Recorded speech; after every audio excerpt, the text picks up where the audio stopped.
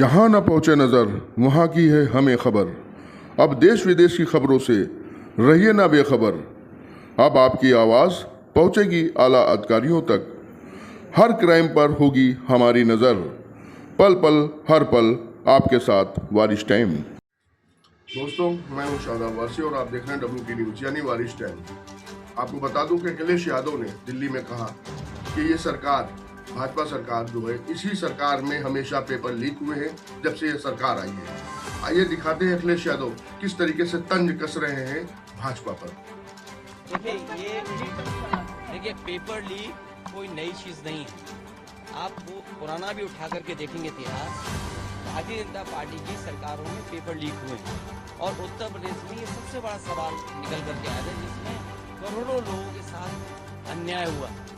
आप सोचिए, जहाँ आप इतनी टेक्नोलॉजी की बात कर रहे हो, डिजिटल इंडिया की बात कर रहे हो, दुनिया के सबसे तरक्की के रास्ते में ले जाने की बात कर रहे हो, वहाँ पेपर लीक हो रहा हो।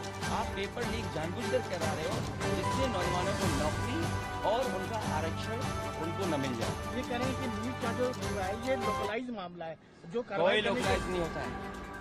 आप, इसलिए मैंने आपसे कहा, मेडिकल और इस तरह की परीक्षाओं का पुराना इतिहास उठा करके देखिए। बीजेपी की सरकारों में कई बार पेपर लीक हुए। तो आप लोग का क्या मांगे? दोबारा एग्जाम हो, दोबारा एग्जाम हो। जो बच्चे चाहते हैं, जो जितने भी नीट, क्योंकि इतना प्रेस्टिजियस परीक्षा है, डॉक्टर है, किसी की जान से कोई खिलवाड़ नहीं कर सकता है। तो जो बच्चों की मांग है, क्या हो या नहीं हो, बच्चों की मांग। वहीं एकरा हसन ने कहा कि पार्टी चाहे कोई भी हो, सरकार चाहे जो भी हो, मगर काम हमेशा संविधान से होना चाहिए, क्योंकि संविधान सबसे बड़ा है। आइए दिखाते हैं एकरा हसन के जज्बातों को।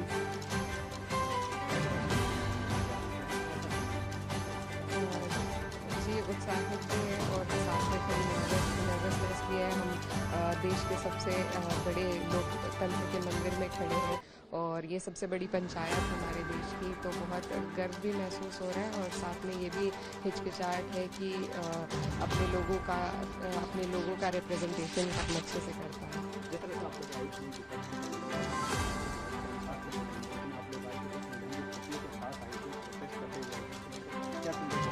नहीं, प्रोटेस्ट नहीं है, ये एक सिंबॉलिज्म था कि हम लोग चाहते हैं कि सरकार चाहे जो भी हो, वो संविधान के आदमी होकर चले और संविधान से ही हमें हर तरीके के अपने राइट्स मिलते हैं। तो और ये पूरा जो चुनाव है वो संविधान को बचाने के लिए ही लड़ा गया था विपक्ष द्वारा।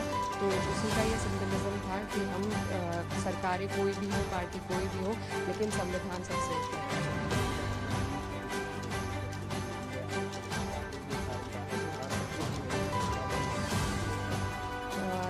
लगातार पेपर लीक हो रहे हैं और कुछ एग्ज़ाम्स खारिज हो जाते हैं, तो ये जो हमारे युवा हैं देश के, जो इस देश की नींव है, उनके साथ बहुत बड़ा धोखा इस सरकार द्वारा चलता आ रहा है पिछले 5-10 सालों से।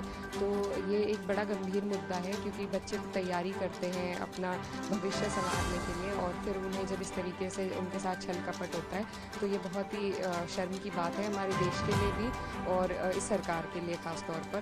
तो उसी के लिए हम लोग सब आवाज़ उठा रहे हैं और प्रयास यही रहेगा कि इसमें जल्द से जल्द कोई ऐसा कानून बने कि इस तरह की समस्या बार बार न हो।